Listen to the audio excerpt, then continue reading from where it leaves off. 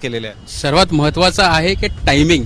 लोकसभेच्या इलेक्शनच्या नंतर हे जे कोलिजन मध्ये आहेत ते तिघडी सरकार आहे, त्यांचा फेल्युअर, त्यांना कमीत कमी मतदान भेटलेलं आहे आणि येत्या विधानसभाच्या हे डोक्यासमोर ठेवून, त्यांच्या डोळ्यासमोर ठेवून हे योजना आलेली आहे. क्लिअरली एक करप्ट प्रॅक्टिस आहे, हे ब्रायबरी आहे. इलेक्शनच्या टायमाला जेव्हा पैसे वाटप करतात तेव्हा election commission under section 123 of representative of people act या अंतर्गत ऍक्शन घेते.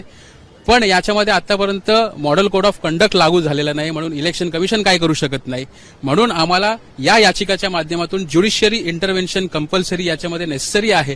कारण हे पैसे आम्ही टॅक्स पेयर्स कशासाठी पे करतो?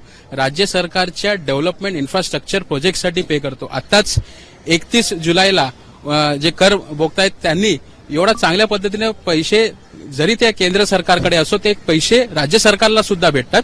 आणि एक साधा चॉकलेट घेणारा व्यक्ती सुद्धा जीएसटी आणि सीजीएसटी पे करतो.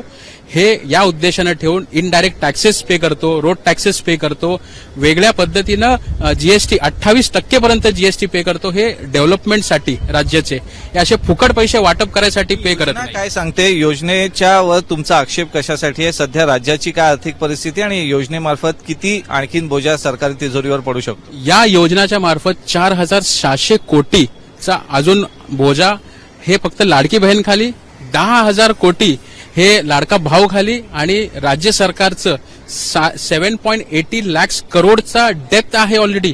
एवढं डेथ असूनही सुद्धा हे नवीन हे योजना आणतायत. कोणाच्या जीवावरती? आम्ही टॅक्स पेयर्सच्या जीवावरती, इनडायरेक्ट टॅक्स पेयर्सच्या जीवावरती हे, आणि स्वतःच्या पॉलिटिकल मोटिव्हसाठी, पॉलिटिकल फायद्यासाठी हे आम्ही होऊन देणार नाही. आमच्या टॅक्स पेयर्सचा हा क्लिअरली डिस्क्रिमिनेशन आहे, आमच्या संविधानिक हक्काचा उल्लंघन आहे.